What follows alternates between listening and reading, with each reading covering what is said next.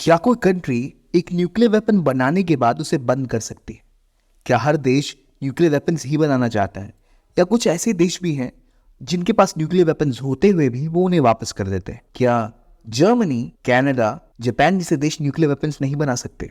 क्या ये वेपन्स जो इंश्योर करते हैं सेफ्टी और सिक्योरिटी, इसकी टेक्नोलॉजी कुछ देशों के पास ही है? आखिर दुनिया में क्यों 8 न्यूक्लियर वेपन स्टेट्स ही हैं? क्या बाकी देश ये कैपेबिलिटी नहीं रखते, या कुछ ऐसे देश हैं जो चाह कर भी ये वेपन्स नहीं बनाते, जिनके पास कैपेबिलिटी है, जिनके पास रिसोर्सेज हैं, उसके बावजूद वो न्यूक्लियर वेपन्स नहीं बनाते? हम अगर देखें स्वीडन की कहानी, जिसके पास एक न्यूक्लियर वेपन प्रोग्राम था और उसने उसे बंद कर दिया। साउथ अफ्रीका जो न्यूक्लियर वेपन्स बनाने के बाद उन्हें डिसअसेंबल करने में कामयाब रहा।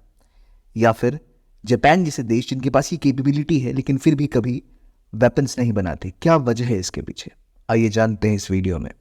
अगर हम दुनिया के उन कंट्रीज को देखें जिनके पास न्यूक्लियर रिएक्टर्स हैं, जिनसे कि न्यूक्लियर पावर जनरेट होती है, तो आपको दुनिया में वो 15-20 से भी ज़्यादा संख्या में देखे जाएंगे।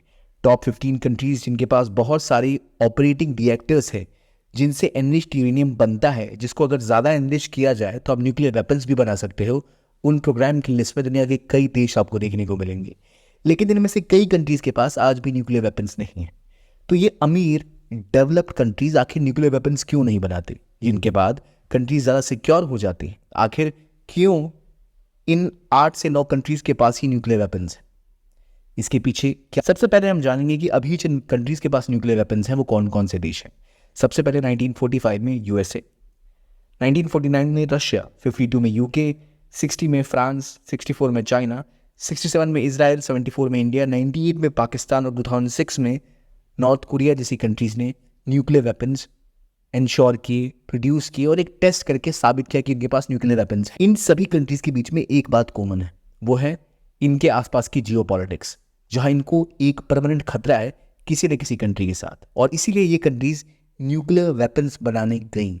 वरना जो पैसा न्यूक्लियर रिएक्टर सेटअप करने में लगता है और यूरेनियम एनरिच करने में लगता है, उससे आप न्यूक्लियर वेपन्स बना सकते हो। आज हम न्यूक्लियर वॉरहेड्स की तुलना अगर करें तो Russia, USA, China, France, Britain, Pakistan, India, Israel और नॉर्थ कोरिया आपको दिखते हैं। लेकिन इन देशों के पास एक खतरा था। अगर हम बात करें इंडिया की, तो इंडिया ने 1970s में जब न्यूक्लियर बॉम्ब टेस्ट किया, उसके पीछे रीज़न ये था कि उसके पास चाइना एक नेबरिंग कंट्री थी जो उससे एक जंग लड़ चुकी थी, और इंडिया हमेशा इस टेंशन में था कि पाकिस्तान जिसके पास वेस्ट का सपोर्ट है और चाइना जिसके पास खुद के न्यूक्लियर वेपन्स थे, कहीं इंडिया पर अटैक ना कर दे। इजराइल हमेशा मिडिल ईस्ट में, चाहे सऊदी अरब हो, चाहे ईरान हो, चाहे बाकी अरब कंट्रीज हो, उनसे एक जंग की स्थिति में रहता है। ब्रिटेन अपनी डोमिनेंस को बढ़ाने के लिए वर्ल्ड ऑर्डर में एक न्यूक्लियर वेपन चाहता था, जबकि फ्रांस खुद अमेरिका के ऊपर विश्वास नहीं रखता था। और अमेरिका और रशिया, दो ऐसे देश जो हिस्टोरिकली सुपर पावर्स थे, हमेशा एक दूसरे के साथ पावर के फ्रंट पर कन्फ्रंटेशन झेल रहे थे। इनकी कोल्ड वॉर और इनके बीच का कंपटीशन ही दुनिया में न्यूक्लियर वेपन्स को फैलाने की बड़ी वजह बना था। लेकिन इसके बावजूद कई ऐसे देश थे जिनके पास कैपेबिलिटी थी और जिनके पास न्यूक्लियर पावर बनाने की भी संभावना थी। उन देशों ने निर्णय ये लिया कि वो इसको नहीं परसू करेंगे। पर क्या केवल वो ह्यूमैनिटेरियन ग्राउंड्स पर ही न्यूक्लियर वेपन्स बनाने से रुक गए? ऐसी बात नहीं है। असल में हम डेवलप कंट्रीज को देखें या अमीर कंट्रीज की लिस्ट को देखें, तो इनमें मेजॉरिटी ऑफ कंट्रीज होती हैं यूरोप में, और यूरोप की कंट्रीज के पास ऑलरेडी एक बहुत बड़ा न्यूक्लियर कवर है। वो न्यूक्लियर कवर कुछ इस तरह से है कि ये जो वॉरहेड्स आप देख रहे हैं, चाहे रशिया के 5970 वेपन वॉरहेड्स हो या नीटो के वेपन्स हो, जिसमें कि यूरोप के लगभग सारे देश कवर होते हैं। आज अमेरिका के पास जो न्यूक्लियर बॉम्ब है वो केवल अमेरिका को प्रोटेक्ट नहीं करता, नीटो के अंदर जितने भी मेंबर्स हैं वो उन सभी देशों को कवर करता है। तो अल्बेनिया से लेके Turkey, Lithuania, Luxembourg, Netherlands, Italy, Iceland, Hungary, Estonia, France, Croatia, Canada, Bulgaria, इन सभी कंट्रीज को अगर कभी भी कोई खतरा हो तो अमेरिका की न्यूक्लियर वेपन्स इन्हें प्रोटेक्ट करने जरूर आएंगे। अगर ऑस्ट्रेलिया के ऊपर कभी कोई न्यूक्लियर सबमरीन उसके आसपास भटकती दिखाई भी दी जाए, चाइना या रशिया की, तो उसके साथ लड़ने के लिए अमेरिकन न्यूक्लियर बैलिस्टिक मिसाइल वाले सबमरीन्स वहां पर आपको तैरते नजर आएंगे। इसका मतलब वो देश जो आज शांति प्रिय से लग रहे हैं, जिनके पास कोई ऐसा इंटेंशन नहीं है, उसके पीछे एक बड़ी वजह है अमेरिका के न्यूक्लियर आर्सेनल की ब्रीच, जो इतने बड़े लेवल पर है कि उसमें लगभग जो 5000 से ज़्यादा न्यूक्लियर वेपन्स हैं, वो वेपन्स अमेरिका से लेकर पूरे के पूरे यूरोप को, खासतौर पे वेस्टर्न यूरोप को प्रोटेक्ट करने के लिए काफ़ी है। जबकि दूसरी तरफ अगर हम यूरोप के दूसरे छोर पर देखें तो रशिया, उसके पास खुद बहुत सारी न्यूक्लियर वेपन्स हैं और न सिर्फ वो खुद को बल्कि बेलारूस जैसी कंट्री को भी प्रोटेक्ट करने की बात करता है। यहाँ तक कि यूक्रेन, जो यहाँ आपको दिख रहा है, जो पहले यूएसएसआर का पार्ट था, जिसके पास खुद बहुत सारे न्यूक्लियर वेपन्स थे, ये एक ऐसा स्टेट था जहाँ सर्वाधिक न्यूक्लियर वेपन्स डिप्लॉयड थे to protect USSR from western European countries, लेकिन उन्होंने ये न्यूक्लियर वेपन्स वापस कर दिए थे इस बदले में कि उन्हें प्रोटेक्शन मिलेगी, मॉनेटरी सपोर्ट मिलेगा। पर इवेंचुअली यूक्रेन को रशिया से हमला झेलना पड़ा और आज भी यूक्रेन रशिया वॉर में इन्वॉल्व है। लेकिन इसके बावजूद अगर आप बाकी देशों को देखें जो भी यहाँ पर अमीर और डेवलप्ड हैं, वो या तो नीटो की कंट्री के मेंबर्स हैं या फिर अमेरिका के स्ट्रॉन्ग अलाइज हैं, और उन सबको अमेरिका अपनी न्यूक्लियर अम्ब्रेला के अंदर कवर करके रखता है। और इसीलिए उन्हें ऐसा लगता है कि अगर कोई खतरा उत्पन्न हुआ और उनका जो एक कॉमन एनिमी है वो अक्सर रशिया ही है, तो उस कॉमन एनिमी से बचाने के लिए उनके पास एक फ्रेंड है विच इज़ यूएसए, जो उनको एक कवर प्रोवाइड करता है। लेकिन कुछ देशों में अब इस दोस्त के प्रति थोड़ी शंका पैदा होने लग गई है। यूएसए केवल यूरोप में ही नहीं, मिडल ईस्ट में सऊदी अरेबिया जैसे देश को भी एक ऐसी सिक्योरिटी प्रोवाइड करता है कि अगर उनके ऊपर कभी हमला होगा तो उन्हें प्रोटेक्ट करने में वो जरूर आएंगे।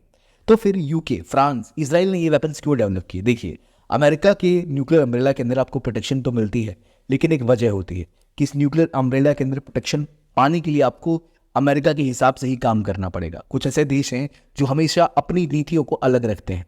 चाहे हम बात करें फ्रांस की, जब भारत के ऊपर बाकी सभी देशों ने सैंक्शन लगा रखे थे, तब फ्रांस भारत के साथ पार्टनरशिप ग्रो कर रहा था। यूके अपने आप को एक ऐसा इतिहास का प्लेयर बना चुका है जो दुनिया के ऊपर रूल किया करता था, पर क्या वो अमेरिका का जूनियर पार्टनर बन के रहना चाहता है? ऐसा कभी नहीं चाहेगा। इसलिए इन दोनों देशों ने अमेरिका के टेस्ट के बाद ही अपने न्यूक्लियर प्रोग्राम के ऊपर काम करना स्टार्ट कर दिया था।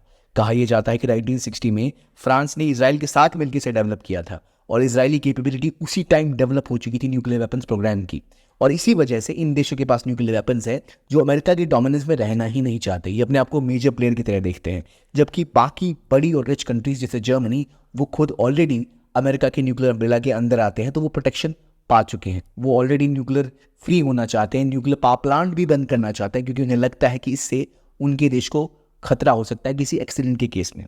और इसी वजह से आपको दिख रहा है कि यूरोप के बड़े बड़े अमीर देश, उन्हें इस एक्सपेंडिचर की तरफ जाना ही नहीं पड़ता, क्योंकि वो अमेरिकी न्यूक्लियर अम्ब्रेला के अंदर रहते हैं। बाकी वजह यह है, कुछ देशों को जिन्हें न्यूक्लियर वेपन बनाना पड़ा, उसकी वजह थी उनके आसपास का खतरा, यूएसए यूएसएसआर का कंपटीशन, जो बाद में यूएसए और रशिया का कंपटीशन बना, फ्रांस जो अपने आप को इंडिपेंडेंटली चीज़ों को परसू करना चाहता था, इंडिया जिसे चाइना से खतरा था, पाकिस्तान जिसे इंडिया से प्रॉब्लम दिख रही थी, और चाइना जिससे ये लग रहा था कि अमेरिका उसके खिलाफ कभी भी एक मोर्चा खोल सकता है, वो न्यूक्लियर पावर स्टेट बना।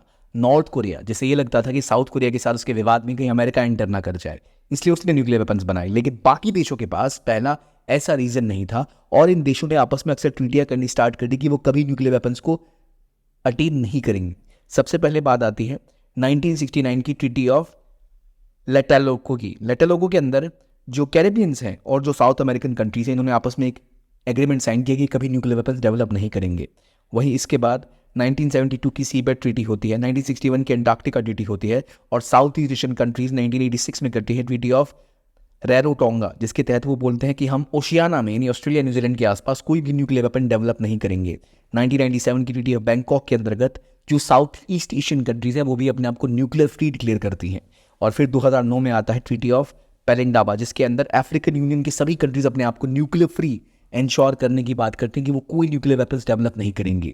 इन सभी रीजन्स ने ऐसा क्यों किया? 2009 में सेंट्रल एशियन कंट्रीज ने भी आपस में एक nuclear weapons free zone declare करने को एक ट्रीटी साइन की। इसके पीछे वजह थी न्यूक्लियर वेपन्स पे होने वाला खर्च और न्यूक्लियर वेपन्स की वजह से होने वाली इनसिक्योरिटी।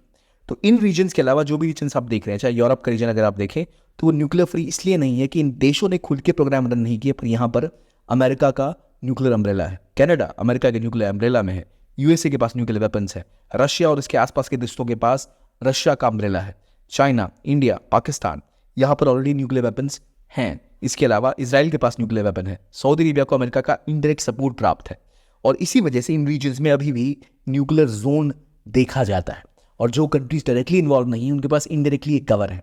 बाकी कुछ ऐसे देश हैं जिनको वो खतरा कुछ समय तक रहा कि उन्हें लगा कि उनके ऊपर हमला हो सकता है और न्यूक्लियर वेपन्स उन्हें सपोर्ट कर सकते हैं, लेकिन उसके बाद वो उससे आगे बढ़ गए। फॉर एग्जाम्पल कजाकिस्तान एक ऐसी कंट्री थी जो पहले यूएसएसआर का पार्ट हुआ करती थी, जहां पर न्यूक्लियर टेस्ट हुआ करते थे।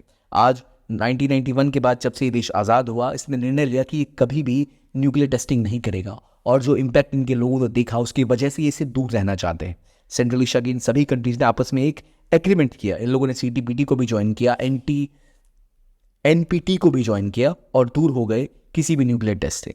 ठीक इसी तरह अगर हम साउथ अफ्रीका की बात करें तो एक ऐसा देश देखने को आता है जिसके पास न्यूक्लियर वेपन का एक प्रोग्राम था, जिसके तहत उसने न्यूक्लियर वेपन्स बना भी लिए लेकिन बाद में डिसअसेंबल किया। ऐसा क्यों हुआ?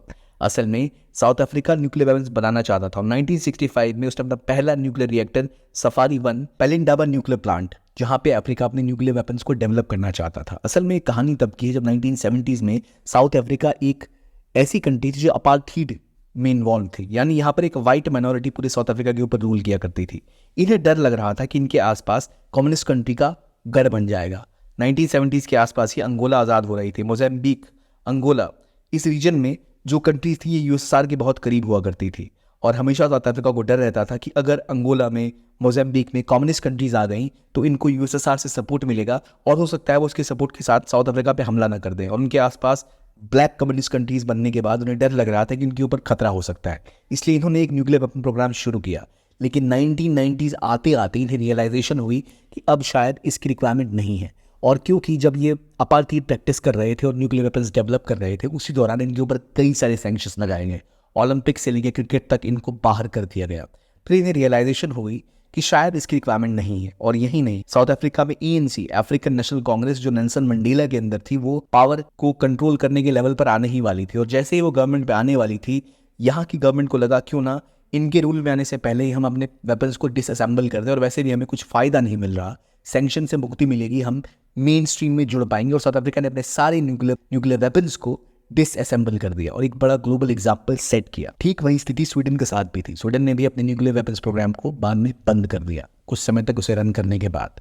लेकिन कुछ ऐसे देश हैं जो आज डायरेक्ट थ्रेट झेल रहे हैं, जैसे साउथ कोरिया, जिन्हें नॉर्थ कोरिया से डायरेक्ट थ्रेट है, जैसे सऊदी अरेबिया, जिन्हें ईरान से डर लग रहा है, जैसे कुछ और मिडिल ईस्टर्न कंट्री जिनको ये डर लग रहा है कि ईरान और इजराइल से उन्हें खतरा है। वो देश कंटिन्यूसली न्यूक्लियर प्रोग्राम्स के ऊपर और आश्रित होना चाहते हैं, वो नहीं चाहते कि अमेरिका के विम्स पर उन्हें काम करना पड़े। इसी वजह से साउथ अफ्रीका की पब्लिक भी धीरे धीरे न्यूक्लियर वेपन्स डेवलप करने के प्रति हामी भरती नजर आ रही है। ऐसे सिनेरियो में जहाँ किसी देश के ऊपर एक एग्जिस्टेंशियल थ्रेट होता है और वो देश इस लेवल का हो कि वो वेपन्स डेवलप कर सकता है फाइनेंशियली, तो वो ज़रूर डेवलप करने की ओर कदम बढ़ाता है। जापान एक ऐसा देश है जो कभी भी न्यूक्लियर वेपन्स डेवलप कर सकता है, पर नागासाकी हिरोशिमा के बॉम्ब धमाके के बाद वो लगातार इससे दूरी बनाए हुआ है। सेंट्रल एशिया हो, यूक्रेन हो, जापान हो, इन देशों ने कंसिस्टेंटली कैपेबिलिटी होने के बावजूद कोशिश की कि वो कभी न्यूक्लियर वेपन्स डेवलप ना करें, क्योंकि इन्हें ये डर था कि अगर ऐसा कुछ होता है तो शायद इन्हें और भी कई ज़्यादा नुकसान झेलने पड़ सकते हैं। असल में न्यूक्लियर वेपन्स डेवलप करने के बाद उसकी सेफ्टी और जो ग्लोबल सैंक्शंस आते हैं उससे बचना भी बहुत इंपॉर्टेंट होता है। ईरान लगातार, जिसके पास 60% तक हाईली एनरिच्ड यूरेनियम उसके पावर प्लांट में था, न्यूक्लियर पावर प्लांट में था, वहाँ से उसे न्यूक्लियर पावर डेवलप करने में केवल 12 दिन का समय लगता। और वो अगर कहा ही जाता है कि शायद ईरान ने कर लिया है, और अगर ईरान ने न्यूक्लियर वेपन बना ली और टेस्ट करके दिखा दिया तो शायद सऊदी अरेबिया भी और बाकी जो ईरान के दुश्मन हैं वो देश भी और तेज़ी से न्यूक्लियर प्रोग्राम पे काम करना स्टार्ट कर देंगे। और यही रियलिटी है जिसकी वजह से ग्लोबली आज न्यूक्लियर वेपन्स कुछ देशों तक लिमिटेड है, और बाकी देश हालांकि इसमें इंटरेस्ट नहीं लेते, लेकिन जब थ्रेट उनकी सेफ्टी सिक्योरिटी पर आने लगता है तो वो इसकी ओर बढ़ना शुरू कर देते हैं। जहाँ एक तरफ साउथ कोरिया जैसे देशों को अब खतरा दिख रहा है और वो ऐसे प्रोग्राम को डेवलप करने की कोशिश कर रहे हैं, क्योंकि उन्हें लग रहा है कि अमेरिका का सपोर्ट शायद हमेशा उतना सही तरीके से काम ना कर पाए। डोनाल्ड ट्रंप के आने के बाद कुछ ऐसे बयान दिए गए थे जिसको देखकर जापान भी सकते में था। तो अगर वो अम्ब्रेला टूटा और इन देशों को और इनसिक्योरिटी फील होनी स्टार्ट हुई, तो शायद ये देश जो अभी तक डेवलप्ड और अमीर हैं, जो केपेबल हैं ऐसा वेपन प्रोग्राम डेवलप करने की, वो इससे पीछे नहीं हटेंगे। अगर हम देखें तो पिछले 9 न्यूक्लियर पावर स्टेट ने पिछले कई सालों में लगभग $82 बिलियन वेस्ट किए हैं। पाकिस्तान जैसे देश ने जहाँ 1 बिलियन और इंडिया जैसी कंट्री ने जहाँ $2 बिलियन तक वेस्ट कर दिए हैं न्यूक्लियर वेपन्स को सिक्योर करने में, इसको मेंटेन करने के लिए, तो इसीलिए इसका एक बहुत बड़ा खर्च होता है जो उठाना पड़ता है। यूएसए ने जहाँ $43 बिलियन तक खर्च किया है अपने वेपन्स को सिक्योर करने के लिए, दिखाता है कि उन देशों को रिक्वायरमेंट है कि वो अपनी पब्लिक और अपने लोगों पर ज़्यादा खर्च करें, ना कि बाकी चीज़ों के ऊपर।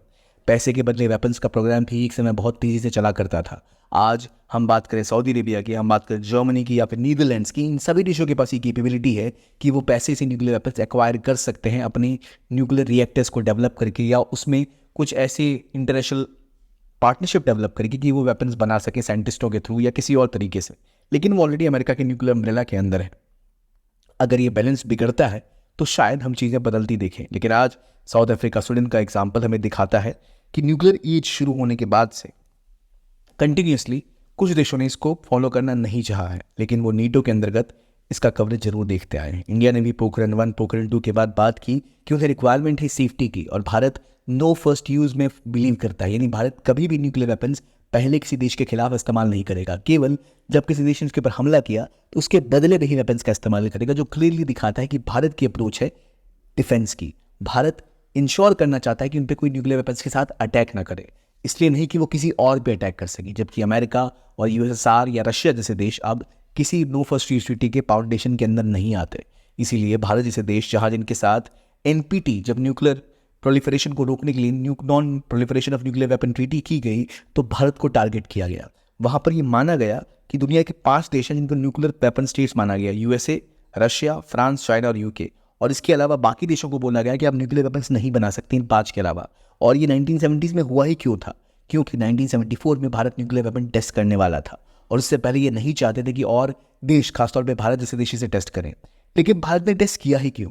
क्योंकि चाइना को जब आपने न्यूक्लियर वेपन स्टेट का दर्जा दे दिया, उसके बाद भारत को एक कंसिस्टेंट थ्रेट था चाइना से। उससे 8 साल पहले 1962 में एक जंग में अक्सर चिन्ह गंवाने के बाद भारत ये इंश्योर करना चाहता था कि दोबारा कोई अटैक करने से पहले चाइना 10 बार सोचे, और इसीलिए भारत ने अपने प्रोग्राम को रन किया। उसके बाद हालांकि भारत के ऊपर सैंक्शन लगे, काफ़ी सारी दिक्कतें हुई। 1998 में जब भारत ने न्यूक्लियर टेस्ट किया था पोखरण 2 में, उसके बाद भी बार बार भारत के ऊपर सैंक्शन लगाए गए। लेकिन भारत ने एनपीटी को बोला कि आप डिस्क्रिमिनेटरी हैं, आप मिसयूज़ करते हैं चीज़ों का। नॉर्थ कोरिया ने एनपीटी को साइन करने के बावजूद वहाँ से निकलने के बाद अपने वेपन्स डेवलप कर लिए, और आप एक ग्लोबल कंसेंसस बनाने में नाकामयाब है, क्योंकि जो 5 देश जिन्हें अपने न्यूक्लियर वेपन स्टेट बोला है, वो लगातार वेपन्स बढ़ाए जा रहे हैं और बाकी देशों के लिए खतरा क्रिएट किए जा रहे हैं। इसलिए एनपीटी एक सही ट्रीटी नहीं है, इसे रैशनलाइज और इक्वल करने की ज़रूरत है, और इसी चक्कर में भारत एनपीटी का सिग्नेटरी नहीं है। आज जब मिडल ईस्ट में कॉन्फ्लिक्ट का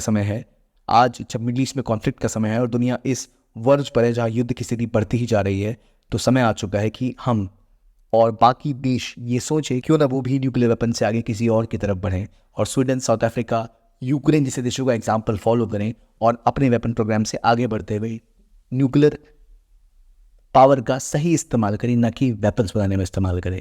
ये था वीडियो, देखने के लिए बहुत बहुत धन्यवाद। Keep on watching.